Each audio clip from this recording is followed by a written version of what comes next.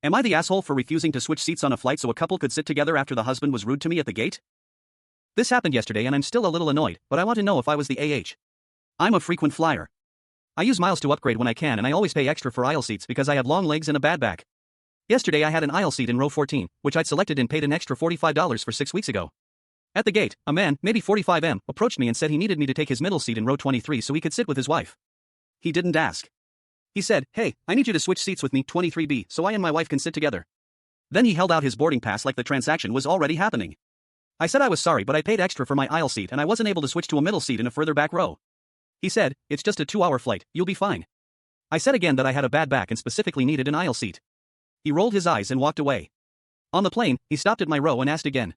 I said no again. He said, loudly enough for 3 rows to hear, "Incredible, just incredibly selfish." His wife, who seemed mortified, got separated and ended up asking someone in row 23 to switch with her, which they apparently did willingly. So she ended up with an aisle and he got a window. They were across the aisle from each other, not separated.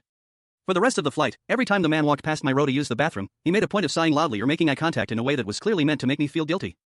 Here's why I'm asking. My seatmate, who'd watched the whole thing, said to me at landing, "You were totally fine not switching, but I probably would have just done it to avoid the awkwardness."